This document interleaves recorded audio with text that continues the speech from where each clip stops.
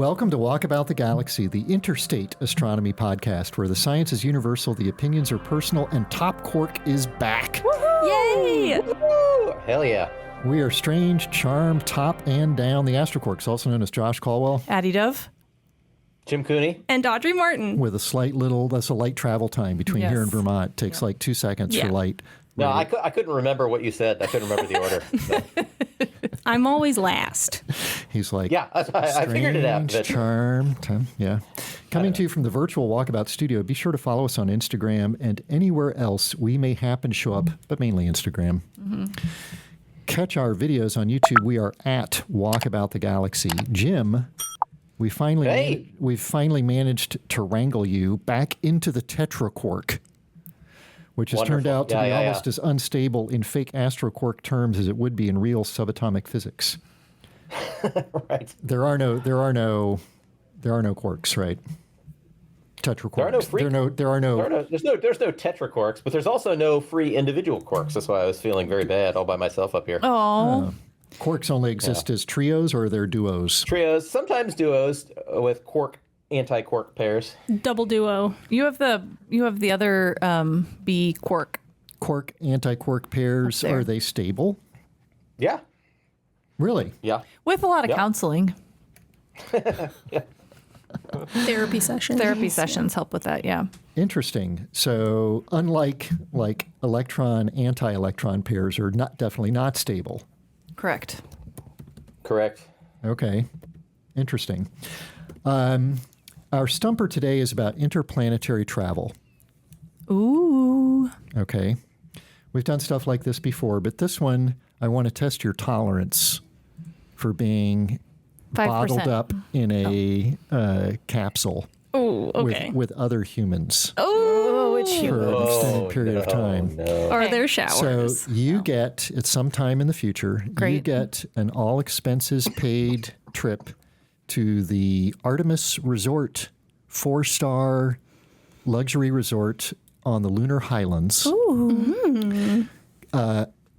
Everything is included, excursions, nighttime entertainment in the resort, meals are included, alcohol and tips are extra. Sure. Okay. It's basically a Disney cruise. But everything else is included. Mm-hmm. However, to get there, it's not like an Apollo or Artemis trajectory. It could be one of these horrible low energy things where you're doing lots of spiraling around and everything. Sure. So that's the question. Okay. How long are you willing to put up with being in a capsule with 3 other people in a capsule like an Orion capsule or a Crew Dragon or a Starliner with 3 other people each way in order to have a 2-week all-expenses-paid trip on the moon? Do I know these people? No. Oh, strangers. Strangers. Am I doing research on the moon or is it just vacation? No, you can do whatever you want to do. Cool. I do like strangers. That's weird. They're just that. Sometimes I like strangers more than people I know. It's just wrong. It's just wrong. There's so many possibilities. Nobody likes strangers. I mean, it's just wrong. What? Strangers have so much unknown about them. They could be really awesome. Yeah, there's so much potential. There's so much to know. You'd have how many weeks to figure it out? I guess that's the question. That's the question. I know. Yeah. I was bringing it back to that. Right. 2. I'd say 2. 2 2 weeks. weeks. 2 weeks. Okay. A fortnight. 1 fortnight. Okay. Are you playing Fortnite then too? So just to be clear, Yes. Okay. if it takes 3 weeks to get to the moon and 3 weeks to go back, you're like, not worth it. Even though you love strangers. You can ponder that while we hear what Addie says. Yeah. I think the trip. So this is generally true how I feel about road trips. Also, is like if the trip takes longer than the amount of time you're going to spend there, like. Yeah. It's hard. You better be really great when it's there. So I also, if it's just a fortnight stay on the moon, I also think something like 2 a weeks. fortnight is the most I would be willing. And maybe not even just because of like being in that space with people, just like Where do you go? It's like what are you? Yeah, what are you going to do? Yeah. Cabin I mean, I fever. could catch up on a lot of shows I'm behind on. Yeah, but at a certain point, then you're like, all right, I've run the well dry. Yeah. Yeah. Jim, your answer is 0, I'm predicting. No, I'll do it. 3 But days? No more than a week. No more than a week each. 1 week each way side. for Jim. Yeah. Addie's at 2 weeks. Audrey, you're sticking with your 2 weeks? Yeah. Sticking with yeah. your 2 I think weeks? 2. Yeah. I'm like tempted to say a month, but I might, maybe the prospect of coming back for a month would make me just walk out of the airlock. That's what I was thinking about. Without it's not anything. it's not the out there so much. Like I could probably take longer out there, but like you've done your nice vacation and then you just want to get home. Right. Like 2 weeks to Yeah. get home. Yeah. If it has to be the same. Yeah. Okay. Cool. Well, today we'll talk about black holes because Jim is back. Woohoo. And Jim Yay! can't keep his head out of a black hole.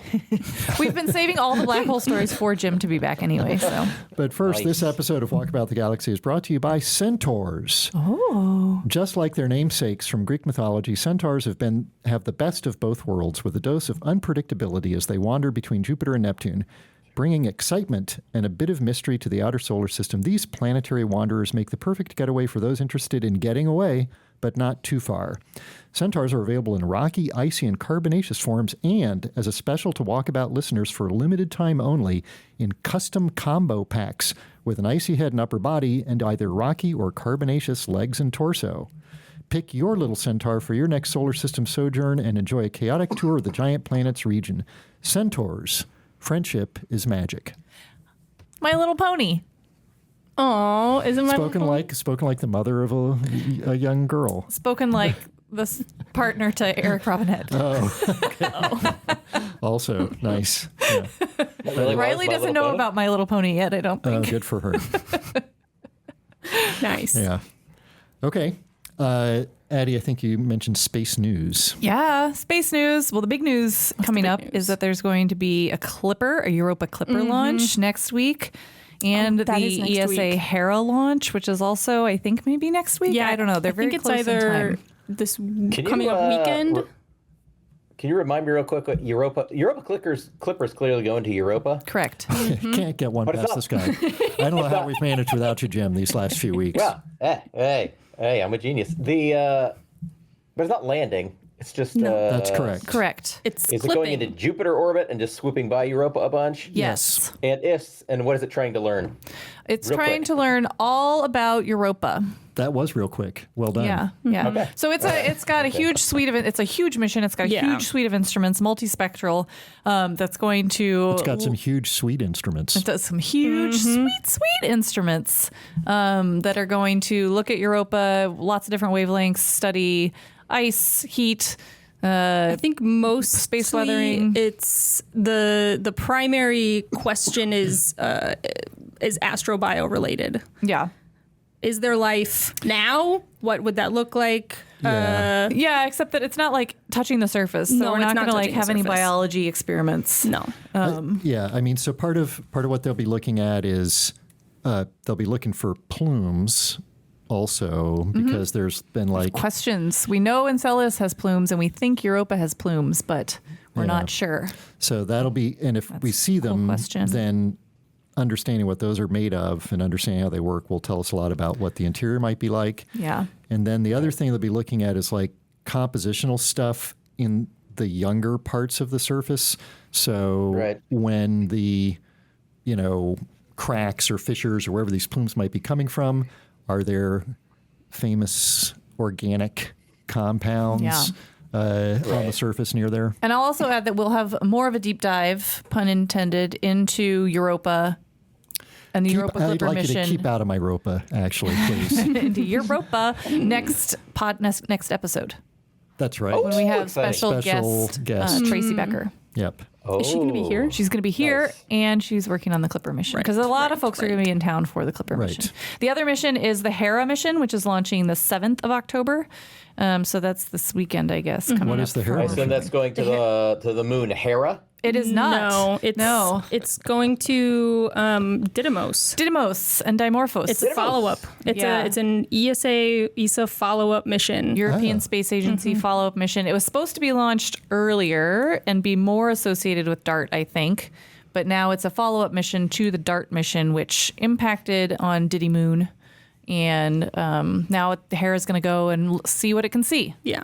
Study it more up close. Will it be able to identify the impact crater created by think that's the DART goal. I think on that Yeah. they would, yeah. Dimorphos? Is that the name of the little fellow? Yeah, Did he yeah. moon? I think Yeah. they're going to look at the impact. They're going to look at if there was any impact material that ended up splashing onto Didymos. They're going to look and see how it changed and get all the good gravity measurements and all of that. Okay.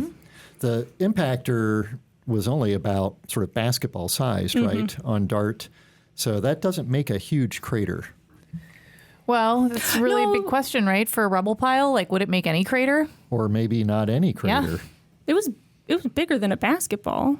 The impactor part of DART? DART was the whole spacecraft. It was the whole spacecraft. Oh, I'm remembering the Deep Impact impactor. Oh, yeah. Not the movie Deep Impact, Yeah. which, by the way, did you guys know I was in that movie? No. You don't say. Well, and also, I think one of the Hayabusa missions, Yeah. I don't remember if it was Hayabusa 1 or They had little Hayabusa tiny 2. impactors. Yeah, they had little explodey balls. Jim has missed me. I did. I had temporarily Little forgotten you were in the How movie Deep long? Impact. So. Jim is in there. Was like, it's been so long since I've heard Josh say he was in Deep Impact. Yeah. Throw a Colorado reference Yeah. in today, too. The Deep Impact mission had a basketball-sized impactor that impacted that comet, but DART was a bigger thing. But was even the so, it was like table Big, sized. but moving slow, right? Compared to the... on relative to Yeah. interplanetary velocities, relatively slowly. Yeah, but you can, like, there are images of the ejecta that are massive. The ejecta plume The is ejecta massive. plume, yes. Okay. Yes. Yeah. But that doesn't mean that there Or will the be a massive cone. crater. Correct. Because, again, rubble pile asteroid, little tiny asteroid, Can sort of very low rearrange. gravity. Yeah. But, I mean, that's one of the questions is, Yeah. can you see it? And, like, the stuff beneath it hasn't been space weathered. Space So it might be- weathers surfaces. And so how does an unspace weathered surface, what does it look like? Is Right. it that much different? Now, will they know, will they be able to tell well enough, will they know that they have seen it or not? That's a stupid way to say the question, but Yeah, I like, think do they so. know where it hit on the little yes, thing? generally, Yes. yeah. So that they know they can go Yeah. look there and say, well, this is where it hit, and we saw And, it or we it's, didn't. and this mission is going to rendezvous with the asteroid. So it's sort of going to be in, like, actually slow down and sort of be in that system Okay, Yeah. cool. briefly. It's gonna, the like, one fly along with it around the, The sun. one little hiccup with both of the plans for these launches next week is that they are both launching on SpaceX rockets, And they have done a little pause. and they are currently paused for launches. Dun dun dun again. Dun Now, dun dun. Europa Clipper's going on a Falcon Heavy. It's going on a heavy, but it's still similar same. hardware for. So the issue is the last launch, the Crew 9 launch. So yay, SpaceX launched 2 astronauts on their Crew 9 mission, which is the mission that's going to the ISS. There was an American astronaut and a cosmonaut. There were supposed to be 4. There were only 2 because Butch and Sunny are going to come back on that vehicle. Right. And so that mission successfully launched and got the astronauts to the ISS this weekend. What about the 2 people who were supposed to go up on that trip? So they've been saying I that feel they're so going bad to for be them. like not completely in the. I was thinking about what Katie said when we interviewed her, right? About how like there's these queues and how do you get into the queue? And they've said that they're going to prioritize putting them back in, but it's hard because they have these God. missions planned for years. Right. And people on the next mission have trained for that particular thing. And the reason they prioritized the astronaut they did was because he's flown before, and they didn't want, and the other 2 hadn't. And so this was going to be like their first flight, and it's all this stuff of this next generation of astronauts too. Oh, that's And heartbreaking. it was 2 women. Anyway, it's really upsetting. Sucks for them. Sucks for them. But I think they'll get in a queue reasonably soon, Yeah. hopefully. But Yeah. so they got to the ISS successfully. However, the second stage booster then sort of like falls back, and it didn't do it correctly. So something went wrong, and it didn't fall back in the right spot. It was like many nautical miles, I don't know what actual units, from where it was supposed to land. And so they've paused because this is the second time recently that the second They've had a stage second booster has stage had an issue. Yeah. Is it the same problem? I don't think so because No. the other no. second stage issue was a firing as it was separating, and it didn't get the satellites and the Starlink into the orbit it was There supposed was to some be in, kind which of- would have it been looked- way worse Yeah, if it had yeah. happened that way this time. Yeah. I mean, it looked like there was that first one, there was like a fuel leak or was something, like or an some weird stuff oxidizer coming leak. out Yeah. while it was still firing. Yeah. Oh, This one, man. I actually haven't seen like what the issue was. I wonder how long the launch windows are. It's pretty long for Clipper. There's a bunch of backup dates. Okay, that's good. Because Clipper is like It's like 10, 15 days long. Yeah. It's Okay, not that's good. months. Yeah, that's right. But like, it's not, if it doesn't get resolved in a week, there's still a couple of days. There's still some time. Yeah. Oh, Yeah. that's good. They will, and because if they miss that sort of 2-week launch window, plus or minus Lots whatever it of is, then that's a bad. big deal. That's Lots of what I was That's a getting very at. big Like, deal if they miss that. I don't know what it is for Hera, but On the other hand, if they slip by a few days, that's kind of good. They won't do that on purpose. Like the first time you have everything green and go in your launch window, you launch. But the launch window is determined by how much energy you need to get on the orbit. And the minimal amount is in the middle of the launch window. And then earlier you interesting. need more, and later you need more. And if you go too much earlier, you don't have enough energy. If you go too late, you don't have enough energy. So like the optimal Yeah, that's time to true. like have leftover fuel for an extended mission and all of that is right in the middle of the launch window. well, that would be good for me because I'm not going to be here next week and I wanted to see it. Well, we'll see. We'll see what happens. Hopefully no hurricanes either. So. Yeah. Okay, cool. Other space news? That was most of what I had in my brain. The Other sports news, if you were asking that. I don't think I was. Pretty sure I wasn't. Colorado played UCF. University of Colorado played UCF. Yeah. University of Colorado, where we both were. We went to CU. We both went to CU. There, yeah. And Colorado beat UCF. I was actually at Who are you rooting for? Go Muff Knights. I was rooting for UCF, and then in the end, I was happy that one of the teams I cared about won. Yeah. Win-win. Yeah. Win-win. Well, win-lose, but Yeah. The SpaceX Super Heavy Starship Integrated yeah. Flight Test 5 has been waiting for a new FAA launch license because their configuration is so different and what they're doing is different enough. They have to get like a new license. So that's been dragging on. People are complaining about the FAA for that. And Blue Origin is also, so they're thinking, I think, November for Integrated Flight Test 5 for SpaceX. And Blue Origin is also talking about November for the first flight of the New Glenn orbital launch vehicle. So that one will be interesting to watch visually because it's a big old rocket. New Glenn. Yeah. Yeah. New Glenn is Blue Origin's It's a big orbital rocket. And they are, obviously, SpaceX has been having remarkable success with landing their boosters both back at land and also on these drone ships, which is very science fiction-y. And now Blue Origin has their own drone ships too. At least one. They have a drone ship, and they are going to try to land the vehicle on the first flight. And it burns liquid natural gas. Yes. Which has a very blue flame. So it's a different sort of look. It'll be very different for a launch than what we're used to seeing. So what's the purpose of this rocket? It does have a payload. I think it's a planetary science payload. Is it? It is. Okay. We'll check really We'll quickly. check it really quickly. Jim, Yay. there's black holes out there. Oh, yeah, lots of them. Oh, it's carrying a prototype Blue Ring spacecraft. Blue Ring? That's their proposed sort of a docking thing. follow-up to like ISS and with docking and stuff like that. Okay. I thought there was some kind of... They're launching one, but not the first The thing. Mars thing got postponed. It was Yeah. supposed to launch in October. It was supposed to launch Escapade. And they Yeah. postponed it. That's what I was thinking of. Yeah. Okay. So no Mars thing, just the Blue Origin payload. Black holes. Tell us all about You want to them. talk about big, huge black holes or little tiny black holes? Little tiny ones Little first. tiny ones.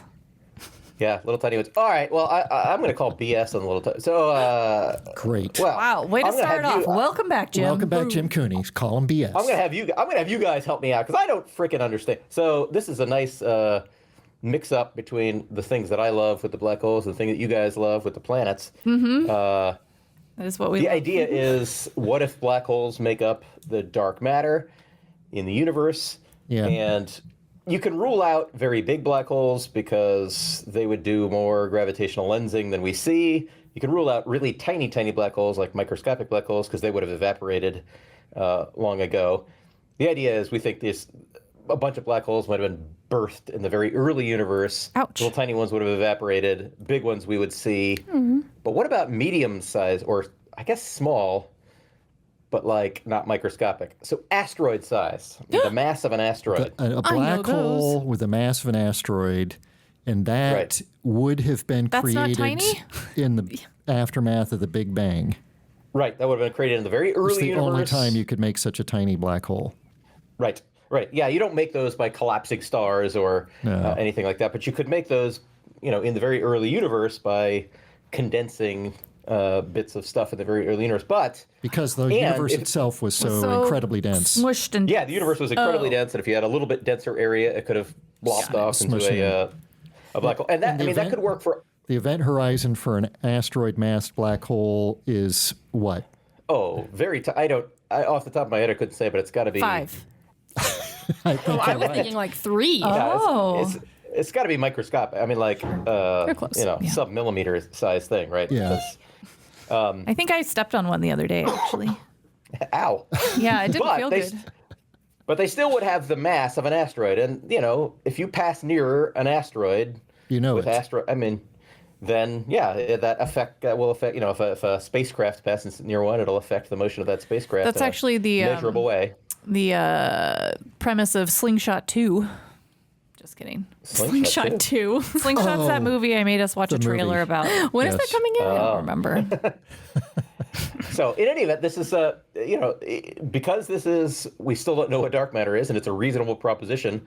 We should look for some way to test for it. Okay. And recently, some folks have proposed that if dark matter is made up of these asteroid mass black holes, that at least one or so of them should pass through our solar system every decade or so. Oh. Okay. And Fun. if one passes through our... I'm kind of rooting for that now. Yeah. Question is, could you detect that? And the answer is maybe. That is what the paper suggests, that maybe we could, because we have such ridiculously precise measurements of the positions. Audrey's looking ill at this prospect, but go ahead, carry on. Is this? I mean, you don't want to get hit by one, but what if one just passes? BS? We haven't found out yet where Jim's calling BS. Oh, okay. I'm calling BS because, really? If an asteroid mass thing passes through the solar system, I'm going to detect the slight change in the motion of Mars or Jupiter or something like that? Are you serious? Yeah, I call BS the same thing. I don't think so. I mean, I think it's possible, but I don't think it would be easy to detect asteroids.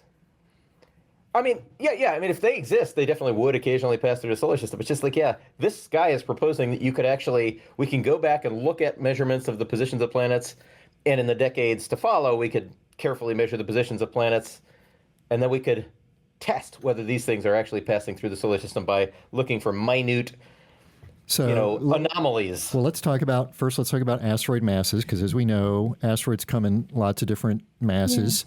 You have the asteroids that are about the masses of the ones that are named after Audrey and Addie and myself. Mm-hmm. Not after you, Jim, I don't think. Aw, not yet. Guys, not yet. Come on.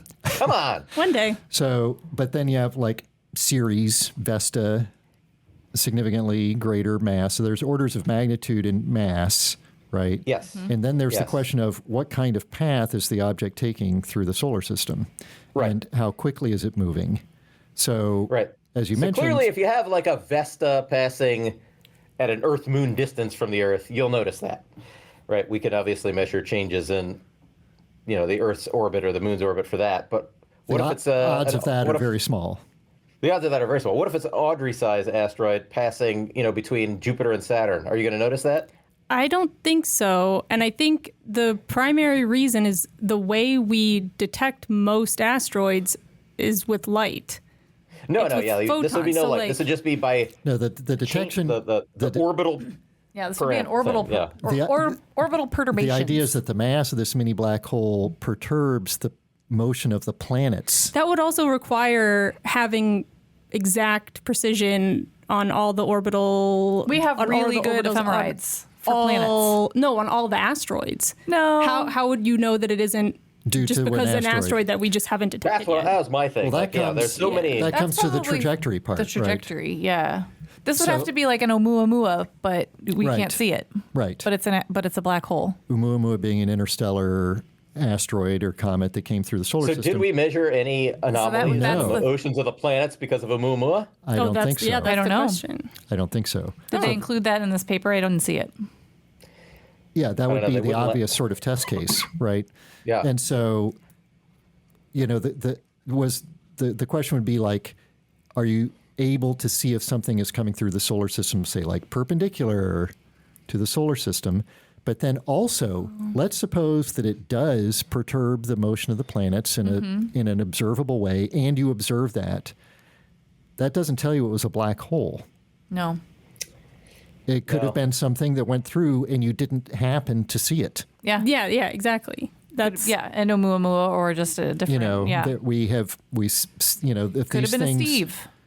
that goes back to sort of like how much mass is it? If it's like as massive as a very big asteroid, we will see it going through. There's enough telescopes Right. looking at Yeah. stuff out there, you'll see it.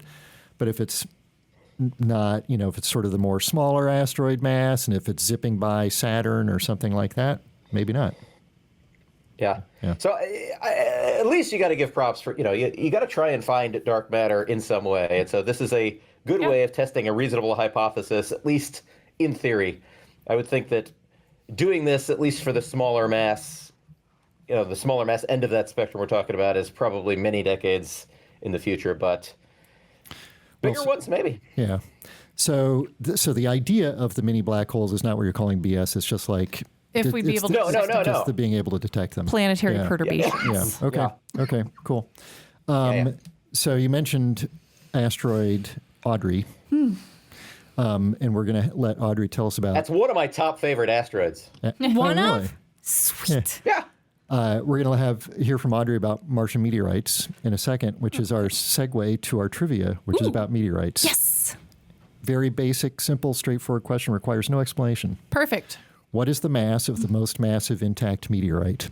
Oh, and there will be follow-up questions. The follow-up question is, there will be a follow-up Okay, question. great. I don't really Which want to. meteorite is it?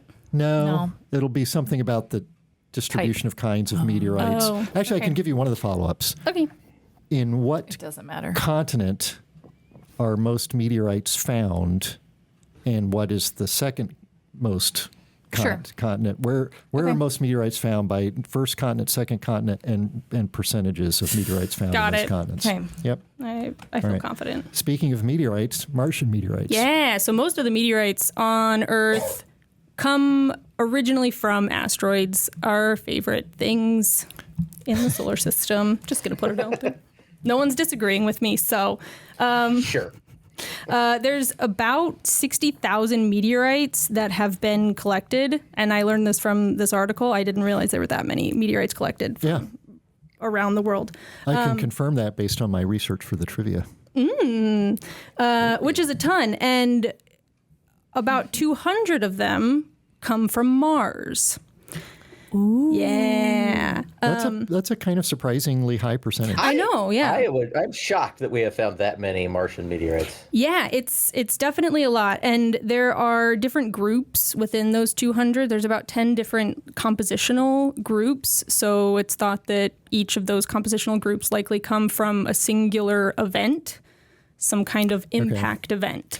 And just to refresh, we know they're from Mars because of isotopic abundances Yeah. of certain things that turns out to be a particularly accurate fingerprint for where things formed in the solar system or where they are. So like there are certain isotopic abundances like that's Mars. Yeah, definitely. And there's similarly you can do like HED meteorites, which are meteorites that come from the asteroid Vesta.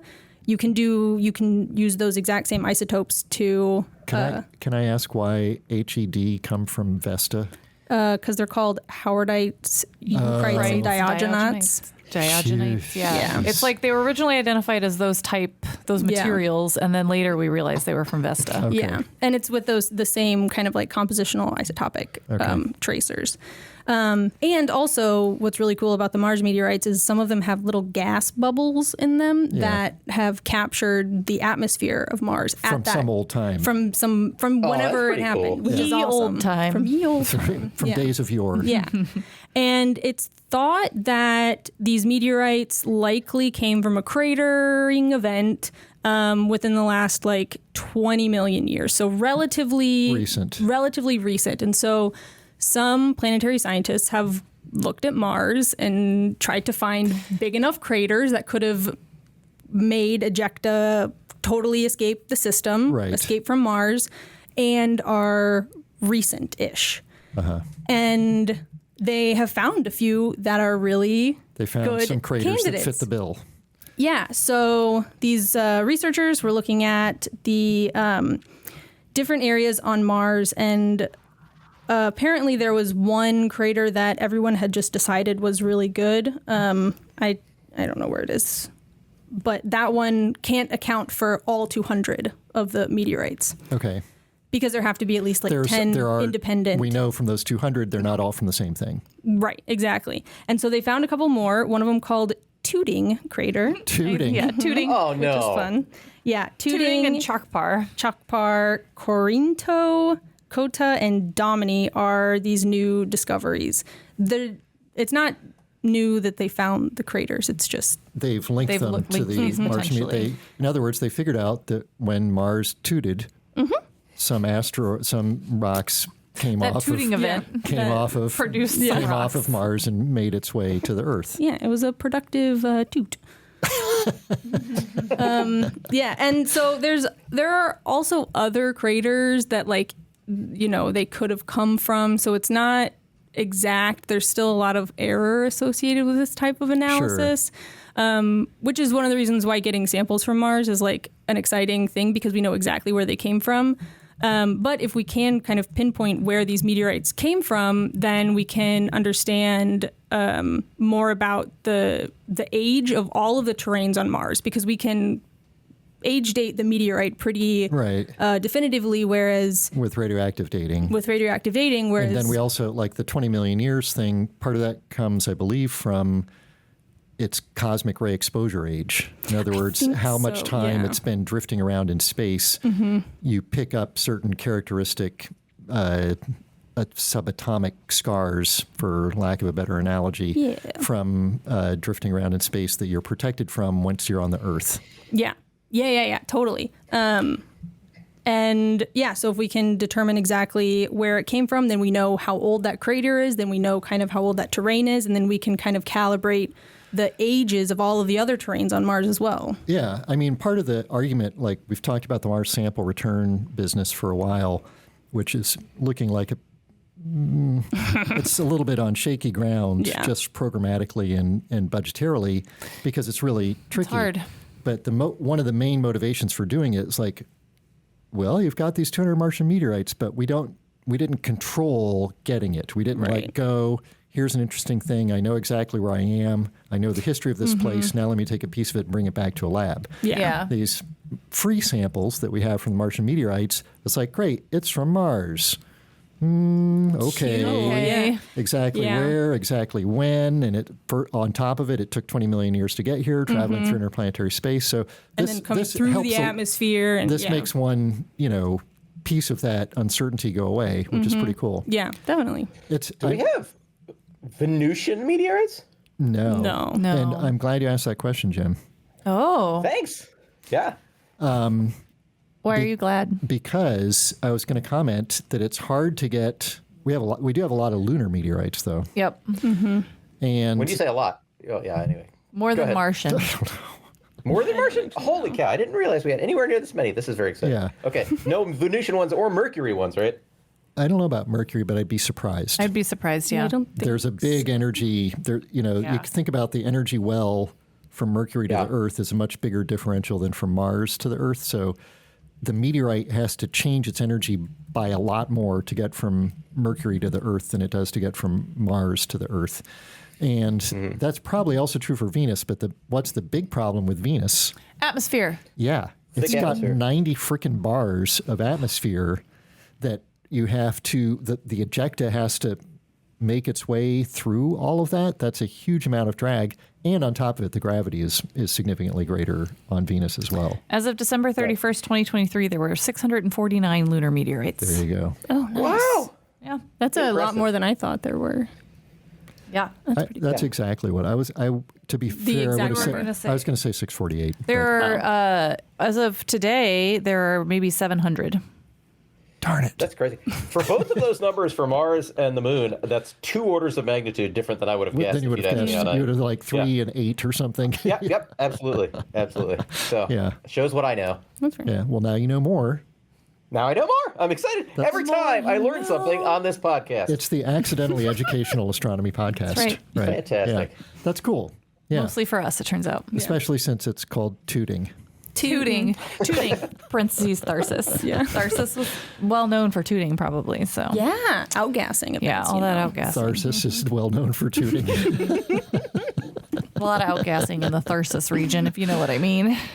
So I did mention that I was on the movie Deep Impact. Yes. And Which movie? One of my scientific consulting Oh, you also were a science consultant on there? I was. Wow. I forgot to mention that. Yeah, wow. One of my inputs was about how comets Oh, I remember have this. outgassing, and they can have explosive outgassing, which I was such a nerd, I didn't even realize that was funny. Oh, I'm glad you've moved. I'm glad you've I've dematured. descended, right. Fortunately, the movie makers did realize it was funny, and they put a little joke about it in the movie. Jim, you're going to make up for lost time with another black hole story. Ooh, yeah, this is a quick one. Huge black holes spitting out huge amounts of stuff. There's just been Huge black holes tooting? Kind of. They're spitting out stuff very explosively. We're seeing these huge. We've talked about supermassive holes ejecting jets of gas before. Supermassive black holes. What did I say? You just said supermassive holes. Yeah. Whatever. Same thing. I didn't even catch it. Anyway. You've talked about supermassive holes. Supermassive holes ejecting things. Yeah. Yes. Jets of the gas. They're getting huge. That is, we've seen now some jets that are like cosmological in scale. Like, whoa. Which is amazing because what does the that mean, objects Jim? themselves, meaning like hundreds of times the radius or the diameter of the Milky Way. Yeah. Up to something like 200 or 250 times the radius of the Milky Way, or the diameter of the Milky Way. And that's like the size of clusters of galaxies and stuff like that. Wow. That's the size of some of these big voids that we see, these bubbles in the structure of this. It's that size. It's getting to the scale of the largest thingies in the universe. Right. And it's all being spit out by a single black hole. And of course, these supermassive black holes are enormously massive, but they're only like the size of solar systems, right? I mean, the event horizons of these things. Yeah. Yeah. So something the size of a solar system spitting out a jet of gas that's 25 million light years in length is pretty remarkable. And I sorry, just want to clarify, the spitting out is from the region around the black hole, not from within the black hole itself. Right. Obviously, things, once they're beyond the event horizon, they don't come back out. But as the gas is falling in, or a piece of a star or whatever is falling in, it gets superheated and it expels a lot of light, and the gas gets thrown out and magnetic fields get thrown out. And so you have, and actually that's probably the most interesting part of it to cosmologists, is that it takes magnetic fields that are associated with the black hole and very small in scale, but powerful in amplitude, and it sends that stuff out into the deep. So okay, now when you're saying throwing magnetic fields out there,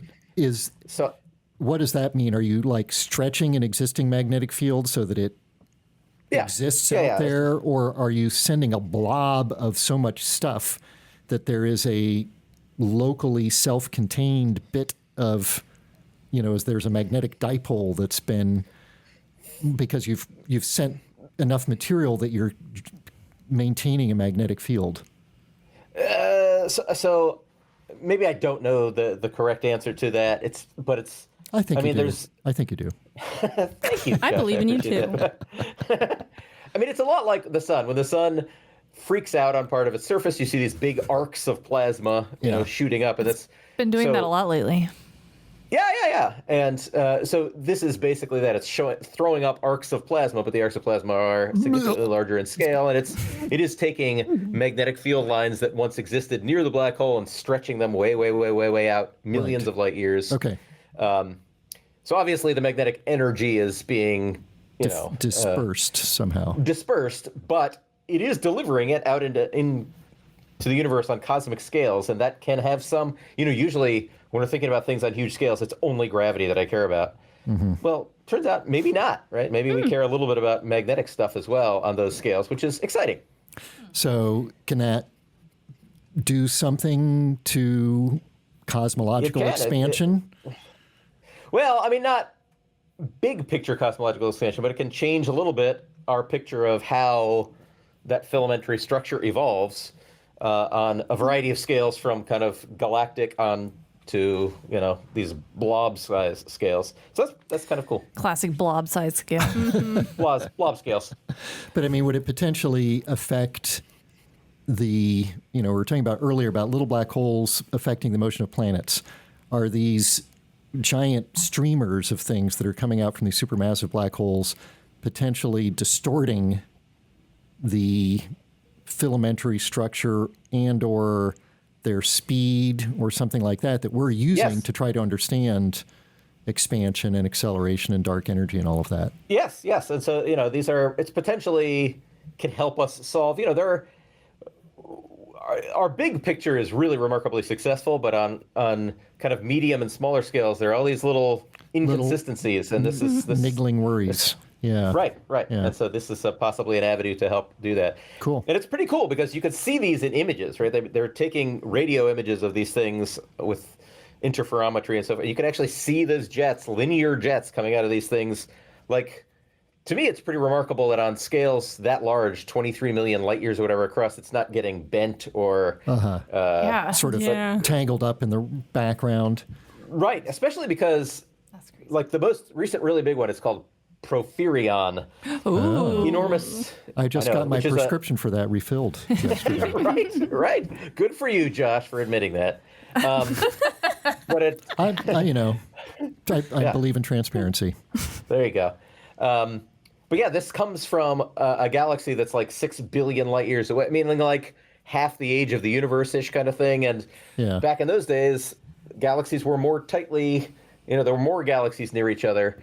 So having it unperturbed for the whole age of the universe, this is a really remarkable thing. Pretty cool. Cool. Wow. All right. Speaking of giant black hole streamers, 25 million light years across, what's the mass of the most massive meteorite? Way to bring it back to Earth. I feel like I don't have a good order of magnitude. If I were nice, I would have given you multiple choice, but I'm mean. That's fine. I'm sorry. I'm going to say 1 ton. Okay. How many kilograms is that? 2,000. 1,000. 1,000, right? Yeah. Yeah. So Audrey's in for 1 ton, 1,000 kilograms. Jimbo. 8,000 kilograms. 8 tons. Right? Is that what you said? Yes. Yeah. Addie. Got 1 ton out there. We got 8 tons out there. You have the advantage. One single piece, or like? Yes. The biggest intact single meteorite. Half a ton. Half a ton. 64 tons. What? Congrats for all of you, like being, reasonably in the right order of magnitude. What? Yeah. Which one? So Where? It's called, Is that an I think answer it's to called the Hoba. next? It's in Namibia? It is in Namibia. Yeah, I've touched it. You have? Yes. What? That's amazing. It's like a table. It's kind of square with a flat top. Yeah, so You've they're touched a the piece of it. gibbon meteorites in Namibia, and they have them on display in Windhoek, the capital. And so I haven't touched that one, but I've touched others. I think that's not actually part of it from what I saw. It's a different I think it's misidentified. I've got to go back. So this thing, it's never been moved from where it hit. Because it's so big? Yeah. Oh, Yeah. then I did not touch that one. No. Yeah. And now people I have. vandalized it over the years. It was discovered in 1920 by a Classic farmer's people. plow scraping a line. It's like, Oh, screw it. man. Here's a metal sound. Digs underneath there is this big chunk of iron. It is also the largest, amazing. it's the most massive known naturally occurring piece of iron on the Earth's surface. Ah, that's cool. 64 tons. Amazing. You got to give them props for not moving it. That must be pretty valuable. Like, Yeah, Well, Field how trip. do you move it? I guess you cut it up. Yeah, somebody up. not too long ago, a couple of kilograms was auctioned for $50,000, and some people illegally hacked a piece of it off. Is it like protected at all? Now it's Is it like in a a tourist national site. park around it? There was a Tourist site? time. Yeah, okay, there was a good. time when it was sort of in a I'm gonna go. tumultuous Yeah, region, sure. but it's now got a little viewing area Walkabout park. field trip. Yeah. Nice. On what continent, first and second place continents for discovery of meteorites, first place, second place, percentage of meteorites by number found in each of those two places? I know the first and second. I don't know the. Well, there you go. Go for So it. you should wait. So yeah. All right, Jim, you go first since you have no idea. I don't know the order either. I was going to say Antarctica, then Africa. Okay. I was also debating. Those are my top two, and I'm debating which order. Like we intentionally find them in Antarctica, and we do searches for them, but a lot are found in Africa because desert. Yeah. So I will also go Antarctica, Africa. Yeah. And Audrey knows that that's correct. Yeah. Yep. Yeah, okay. Antarctica number 1, Africa number 2. What percentage are found in Antarctica? I don't know. 70? Maybe? Yeah. 63. 40. 62%. Oh. Yeah, way to go. Wow. And about Good job. 21% in Africa, just a couple percent found in North America. And Yeah. as you said, they're easy to see. You know, it's like deserts. the drunkard looking for his keys. Yeah. It's like, where'd you drop them? Over there? Why are you looking here? Because the light's better. Yeah. So that's why. Classic. And then this biggest, most massive meteorite, of course, is iron. What percentage of meteorites that land, not that are discovered, but that land by number, are iron? Last question. I don't think I understand the question. So this is a model. This it's is not an based actual on number. It's right. It's based on some extrapolations, taking into account basically observation selection effects. Because like a lot of them we find are iron, but that's an observational effect. It's easier to find It's an easy iron. to find. Iron. Yeah. They're- They stick out It's easier more. to find it and Stick a magnet on it. Right, Yeah, and it's- confirm it's a meteorite, and Yeah. they last longer against erosion. But I think there's a higher percentage that are supposed to be iron. Yeah, it's definitely. Or no, there's a huge. lower percentage, that are supposed to be iron. Or I know there's a lot that are iron. There's more iron meteorites than we can account for in the asteroid population. yeah, but that's because there should be a lot lower I say percentage. 1/10 of 1%. Jim says 0.1% of meteorites that hit the Earth are made of iron. Should be. Thank you, Jim, for answering. I'm going to say 3%.